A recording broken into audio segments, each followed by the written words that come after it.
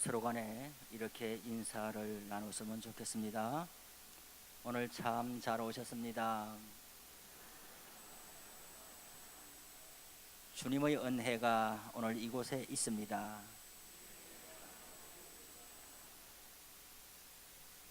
담임 목사님께서 7월 말까지 휴가 중에 계시기 때문에 제가 오늘 자리에 섰습니다.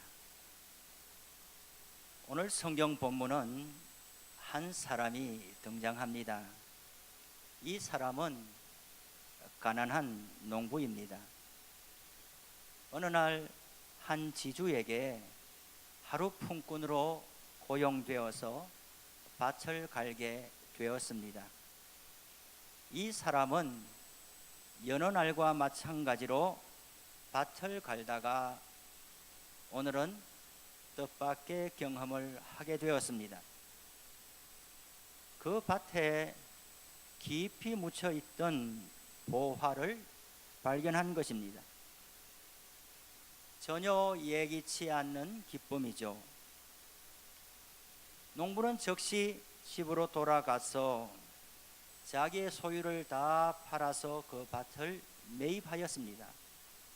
결국 가난한 농부는 값진 보화를 차지하게 되었다는 내용입니다. 세상 사람들은 이러한 경우를 보고 흔히 하는 말이 있죠. 무엇입니까? 횡재했다라고 말하죠. 오늘 설교를 들으시면서 조금이라도 일확천금의 요행을 생각하실까봐 염려스럽습니다. 오늘 본문은 그러한 로또 신앙을 부추기는 내용이 결코 아님을 거듭 말씀드리고 싶습니다. 오늘 본문에서 우리가 마주하는 이 농부는 어떤 사람입니까?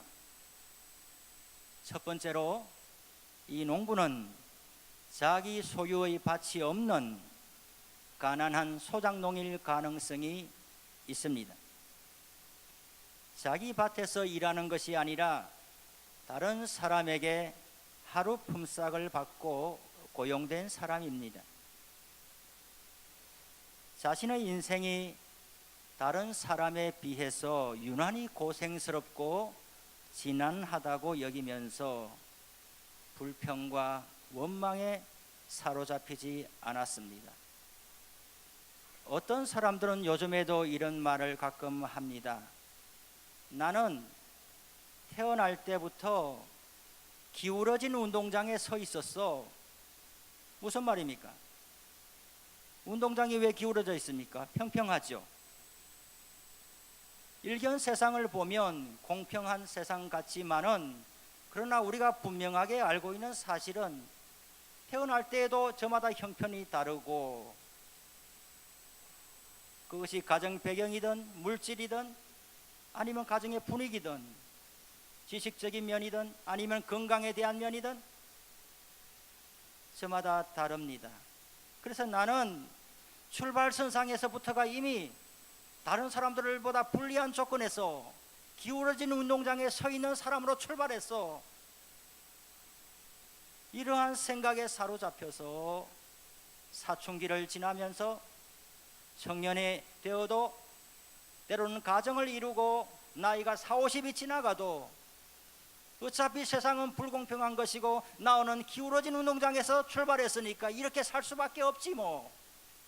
그렇게 하면서 소중한 인생을 흘려보내는 분들이 있습니다. 그러나 오늘 성경에 나오는 농부는 그렇지 않았습니다.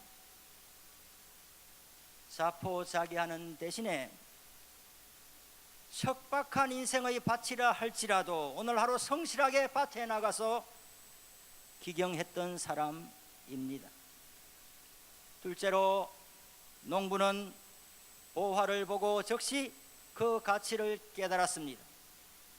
그 보화가 오랜 세월 동안 땅에 묻혀 있었다고 한다면 어쩌면 흙이 잔뜩 묻어 있고 녹이 슬고 빛이 발했을 것입니다. 이 농부가 자기 소유의 땅이 없고 소작농으로서 한 지주에게 품삯을 받고 일할 수밖에 없는 이런 인생을 살아왔다고 한다면 이 농부는 평생에 이런 보화를 보지도 못했고 듣지도 못한 사람일 것입니다. 그럼에도 불구하고 농부는 그 보화의 가치를 알아보았습니다. 농부는 지금 땀을 흘리며 일을 하고 있는 중입니다. 농부의 오늘 하루 계획이 무엇입니까? 해가 지기 전에 땅 주인과 약속한 너비의 밭을 다 갈아주는 것입니다. 쟁기에 무엇이 덜커덕 걸리면 신경질이 나는 거예요. 저와 여러분의 인생도 그렇지 않습니까? 우리도 저마다 다 책임 있는 사람으로 살기 때문에 하루의 계획이 있습니다. 한 달의 계획이 있고 인생의 계획이 있습니다. 그런데 이 계획을 이루기 위해서 열심히 달려가는데 이것과 상관없는 일들이 어딘가에서 일어나게 된다면 우리는 짜증스럽고 신경질을 내는 거죠. 농부에게 이 무언가 걸려든 것은 하루 일정을 방해하는 걸림돌입니다. 무언가 살펴보기도 전에 저 멀리 던져버릴 수도 있는 거예요. 하지만 농부는 그렇게 하지 않았습니다. 잠시 일을 멈추고 이것이 무엇이냐 찬찬히 살펴보았습니다. 흙을 닦아내고 항아리에 무엇이 들어있나 살펴보았던 거죠. 우리는 모두들 바쁘게 살고 있습니다. 저는 지금까지 제가 만난 어떤 사람도 나는 할 일이 없어 심심해서 죽겠다 이런 사람을 본 적이 없습니다. 어린 아이들조차도 바쁘다고 이야기합니다. 정말 바쁜 일이 없는 한가한 사람인데도 말은 바쁘다고 이야기를 해요. 스케줄이 하나도 없는 사람인데도 내 스케줄 좀 보고 이야기해 드릴게요 이렇게 이야기를 해요.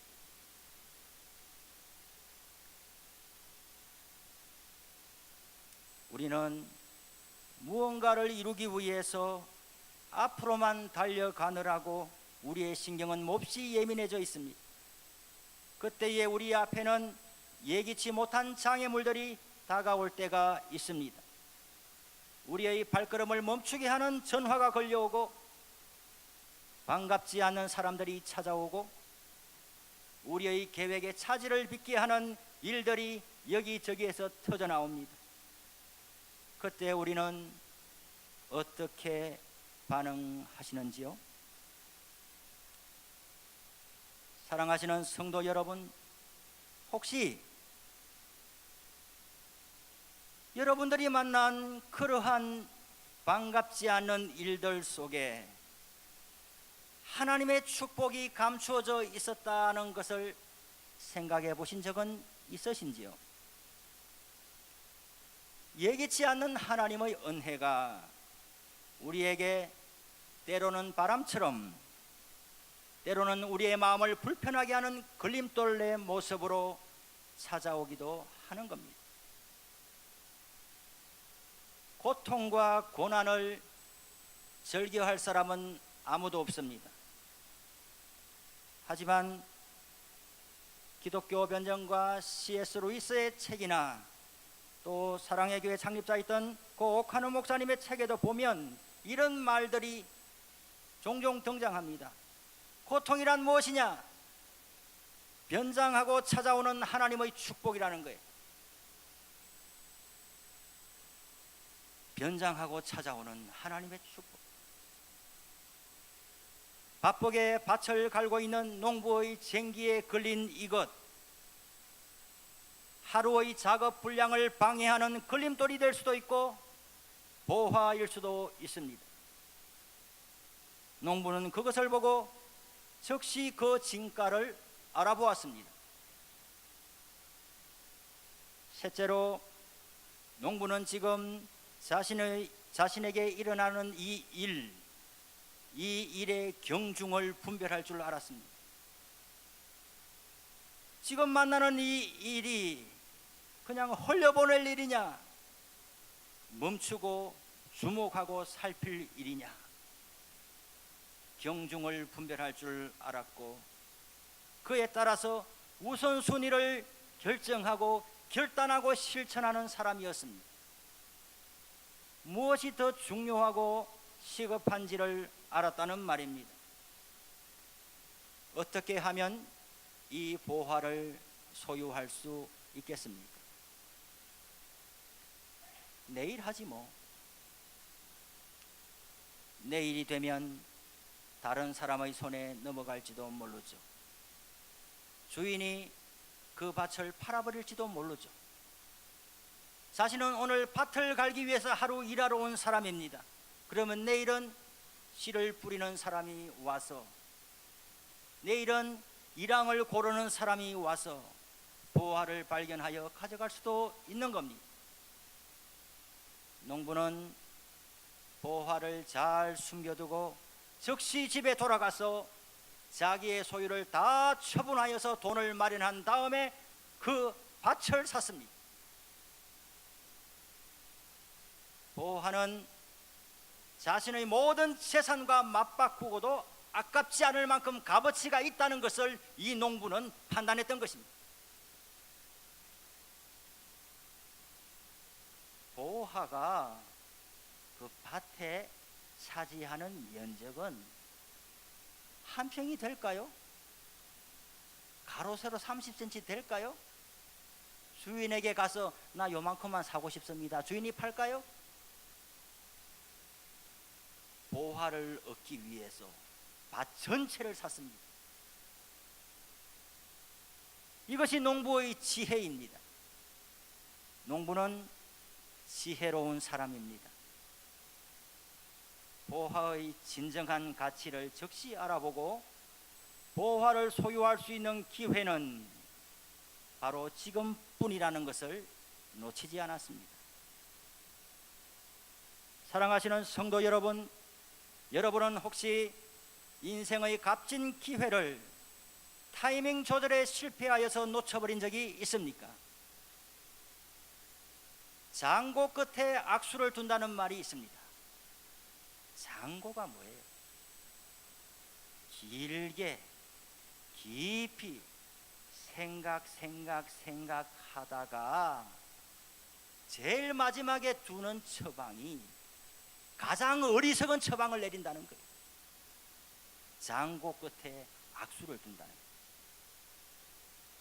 자기 나름대로는 너무 신중하게 고심하고 망설이다가 후에 막급한 적이 혹시 있으셨습니까? 여러분, 기회는 타이밍입니다. 여러분은 지금까지 살아오시면서 자신의 전 인생을 송두리째 바쳐서라도 반드시 소유하고 싶었던 보화를 발견한 적이 있으십니까? 그것을 위해서라면은 밤을 새더라도 아깝지 아니하고 피곤함을 모르며 물질을 쏟아부어도 아깝지 아니하며 때로는 내 생명과 맞바꾼다 할지라도 나는 그 많은 가치가 있는 일에 내놓겠습니다 라고 말할 만한 그런 가치를 지금까지 살아오시면서 한 번이라도 발견한 적이 있으십니까? 사는 게 그렇지 뭐. 지루해, 재미없어, 그냥 밥 먹고 이래 사는 거지. 한 번도 도전할 만한 일을 만나지 못하였고 한 번도 헌신할 만한 사람을 만나보지 못하였고 그저 그렇게 살다가 죽는 거야. 이렇게 살고 계신 분들이 있습니까? 오늘 성경은 말합니다. 우리가 아직 죄인 되었을 때에 그리스도께서 우리를 위하여 죽으심으로 하나님께서 우리에 대한 자기의 사랑을 확정하셨느니라고 했습니다. 로마서 말씀에는 내가 확신하노니 사망이나 생명이나 천사들이나 권세자들이나 현재일이나 장래일이나 높음이나 깊음이나 다른 어떤 피조물이라도 우리를 우리 주 그리스도 예수 안에 있는 하나님의 사랑에서 끊을 수 없느니라고 했습니다. 이 사랑은 많은 물이 덮쳐와도 끄지 못할 것이며 홍수가 덮칠지라도 삼키지 못한다고. 그래서 어떤 사람이 자기의 온 가산을 주고 이 사랑과 바꾸려고 해도 오히려 멸시를 받을 만큼 존귀하고 고귀하고 사람이 반드시 차지해야만 한 사랑이 있다라고 성경은 말씀하고 있습니다. 영접하는 자, 곧 그 이름을 믿는 자들에게는 하나님의 자녀가 되는 권세를 주셨으니 이는 혈통으로나 육정으로나 사람의 뜻으로 나지 아니하고 오직 하나님께로서 난 자들이니라 그랬습니다. 죄로 인해서 하나님의 심판을 받아 영원한 멸망에 처할 수밖에 없는 인간에게 하나님의 아들 예수 그리스도께서 우리 죄를 대신 짊어지시고 십자가에서 죽으셨습니다. 뿐만 아니라 무덤에 장사된 지 3일 만에 부활하셨습니다. 예수님의 십자가와 부활, 생명을 내어놓으심과 다시 찾으심, 바로 이 사실, 이 사건을 자기 자신을 위한 것으로 믿고 받아들이는 사람들에게 하나님께서는 의롭다고 인정하시고 영원한 생명을 선물로 주십니다. 마치 무엇과 같습니까? 여호와 하나님께서 땅의 흙으로 사람을 지으신 후에 생기를 그 코에 불어넣으셔서 생명이 되게 하셨다고 하신 것처럼 우리의 옛사람이, 하나님께 불순종하고 죄만 짓던 옛사람이 예수님의 십자가에서 함께 죽어버린 다음에 예수님의 부활과 함께 우리도 영생을 불어넣어 주신 것입니다. 우리도 새 사람으로 하나님께서 다시 죽은 자 가운데서 일으켜내신 것입니다. 그때에 하나님께서 우리에게 주신 생명은 유한한 생명이 아니라 영원한 생명인 것입니다. 우리가 예수 그리스도의 십자가와 부활 안에서 다시 한번 태어날 때에 하나님으로부터 받은 생명은 육체의 죽음으로 소멸되지 아니하는 영원한 생명입니다. 사랑하시는 성도 여러분, 영원한 생명이 과연 무엇입니까? 요한복음에는 이렇게 말씀하고 있습니다. 영생은 곧 유일하신 하나님과 그가 보내신 자 예수 그리스도를 아는 것이니이다. 영생은 아는 것입니다. 안다는 말이 쉬운 것 같지만은 쉽지 않습니다. 여러분들이 저를 아는데 정말 압니까? 6개월 지켜봤으니까 압니다. 조금 알 뿐이죠. 여러분들보다 저를 더 잘 아는 사람은 누구겠습니까? 부모님이 잘 알 것이고, 또 더 잘 아는 사람은 누구겠습니까? 저하고 한 집에 사는 사람이겠죠. 안다는 것은 이름 석자를 안다는 것이 아니라 관계성을 의미합니다. 영생은 단순히 죽고 나서 누리는 복락, 천당 가면 영생 받는다, 이런 것이 결코 아니라는 것을 우리는 알아야 할 것입니다. 그보다 먼저 알아야 할 것은 영생은 철저하게 관계적인 의미라는 것입니다. 예수님의 십자가와 부활을 자신의 것으로 받아들이는 인격적인 믿음의 결단 이후에 우리 주님과 날마다 교제하며, 죽고 나서 천당 가서 주님 예배하겠다, 이것이 아닙니다. 예수님을 모신 이후에 날마다 어디에서, 이곳에서, 내 삶의 터전에서 주님과 교제하며 동행하는 관계적인 삶이 바로 영생의 핵심인 것입니다. 영생은 날마다 우리 주님 안에서 누리는 교제의 즐거움과 언제나 우리와 동행하시고 함께 하시는 임마누엘의 은총을 누리는 살아가는 관계이며 과정입니다. 프로세스란 말이에요. 죽고 나서 영생을 가서 받는다 이런 게 아니란 말이에요. 지금 여기서 살아계신 주님과 교제하는 삶이 무엇인지 알지 못하는데 죽고 가서 영생을 어디서 받을 겁니까? 우리는 이런 단순한 도식에서 빨리 깨어나야 하는 거예요. 영생을 누리는 사람은 지금 여기서 자기가 영생을 누리는가 안 누리는가 자기가 알아요. 나는 잘 모르겠는데 그래 죽고 나면 천당 가겠지? 이런 분이 한 사람도 없기를 바랍니다. 그러므로 하나님께서 예수 그리스도 안에서 주신 영생의 삶은 육체의 죽음으로 사라지는 것이 아니며 우리가 이 땅에서 만나고 경험하는 어떠한 도전과 시련도 영생의 삶을 빼앗아가지 못하는 것입니다. 영생은 예수님을 모신 그 순간 거기에서부터 시작되는 것입니다. 죽음이 가로막지 못하는 여기에서 시작된 영생의 삶이 영원까지 지속되는 것입니다. 단절이란 있을 수 없습니다. 그래서 아가서의 말씀을 다시 한 번 더 읽어드립니다. 많은 물도 이 사랑을 끄지 못하겠고 홍수라도 삼키지 못하나니 사람이 그의 온 가산을 주고 이 사랑과 바꾸려 할지라도 오히려 멸시를 받으리라. 사랑하시는 성도 여러분, 사람에게 이보다 더 값진 소식이 어디 있습니까? 우리의 인생을 살아가면서 만나게 되는 좋은 기회, 좋은 소식, 좋은 사람들이 많이 있었지만은 그 모든 기회들 중에서 이보다 더 중요하고 시급한 것이 어디 있었나요? 예수 그리스도는 우리 인생의 보화입니다.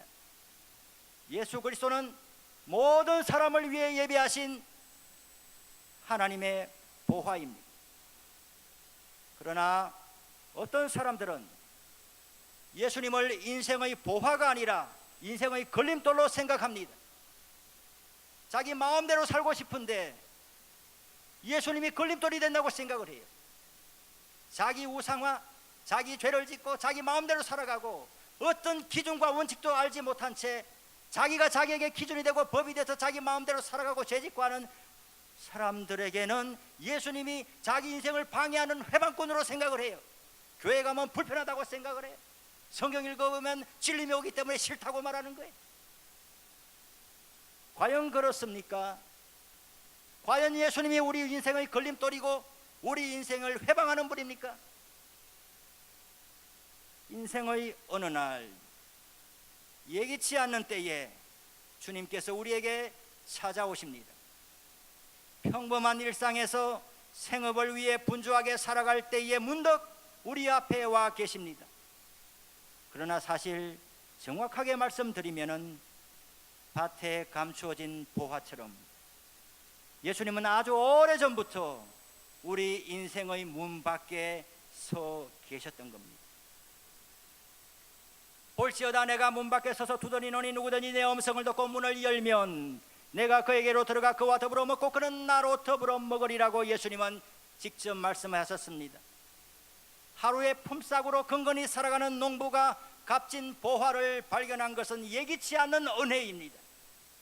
농부는 농기구를 챙겨서 지주의 땅으로 일하러 나갈 때에 오늘 자신의 인생을 송두리째 변화시킬 만한 기회를 만나리라고는 전혀 예상치 못한 겁니다. 굴종과 예속의 삶을 내려놓고 자유와 기쁨의 삶으로 옮겨가는 천재이루의 기회가 이 농부를 찾아온 것입니다. 천재이루가 뭡니까? 천년 만에 한 번 있을까 말까한 기회, 한자 속으로 천재이루라고 말하는 거예요. 오랜 세월 동안 수많은 농부들이 그 밭에서 일을 하고 지나갔습니다. 하지만 오늘 이 농부만이 그 보화를 발견했습니다. 마치 보화가 농부에게 발견되기를 기다려온 것처럼 말입니다. 바로 이 농부를 위해서 그 자리에 놓여 있던 것처럼 말이죠. 결론적으로 오늘 본문의 비유에서 농부가 예기치 않게 발견한 보화는 하나님 나라를 가져오신 예수 그리스도를 가리키는 것이 분명합니다. 오늘 성경 말씀에 예수님께서 하신 말씀의 핵심은 재수 좋네, 횡재야, 보화를 발견했어, 이것을 말하는 것이 아니라 보화를 발견한 이후에 농부가 어떻게 했느냐가 핵심이란 말이에요. 농부의 결단과 헌신, 이것은 예수님을 따르는 성도, 제자, 교회 공동체의 삶이 어떠해야 하는지를 비춰주는 거울과 같은 거예요. 13장 전후 맥락에 보면 예수님의 반대자들이 나옵니다. 똑같이 예수님을 만났지만은 반대자들은 예수님을 자기 삶의 걸림돌이라고 생각을 했어요. 그러나 오늘 이 말씀은 무리들에게 주신 것이 아니라 제자들에게 주신 겁니다. 제자들이 누굽니까? 하나님 나라에 들어가는 사람입니다. 제자가 누굽니까? 오늘 여기에서 하나님의 나라를 경험하며 사는 사람입니다. 그 사람들은 누구입니까? 전적인 헌신과 결단으로 주님 앞에 달려들어가는 사람입니다. 오늘은 7월 1일입니다. 주일이죠. 2018년도 상반기 6개월이 벌써 다 지나갔습니다. 하반기 6개월이 시작되는 첫날입니다. 하나님께 예배드리러 나오신 여러분들을 주님의 이름으로 축복합니다. 우리 중에 지난 상반기 6개월 동안 혹은 지난 한 주간 동안 너무나 지난하고 힘겨운 시간을 보낸 분들이 여기 오셨습니까? 육체의 질병과 연약함으로 오늘 이 시간에 어려운 발걸음을 내디딘 분들이 있습니까? 그러나 오늘 저는 여러분들에게 제안합니다.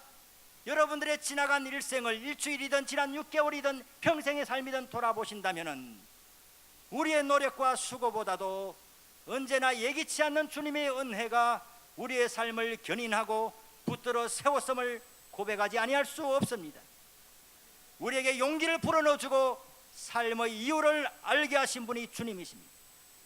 좌절하고 낙심할 때마다 생명을 불어넣어 주신 분이 주님이십니다. 주님은 우리가 처음 주님을 만날 때에 한 번만이 아니라 그 이후로는 때마다 일마다 우리에게 항상 다가오시는 것입니다. 우리는 저마다 삶의 무게에 눌리고 힘겨워합니다. 그래서 주님을 기대하지도 않고 관심도 없습니다. 때로는 주님을 회방꾼이라고 생각하고 인생의 걸림돌이라고 생각하고 외면하는 거죠. 어떤 사람들은 하루하루의 삶이 너무나 무겁기 때문에 주님이 주신 삶이 감사합니다가 아니라 사는 것 자체가 고역이라고, 삶은 축복이 아니라 살아내야 할 멍해일 뿐이라고 말하는 분이 있을지도 모릅니다. 하지만 우리에게 삶을 허락하신 주님은 책임지시는 주님입니다.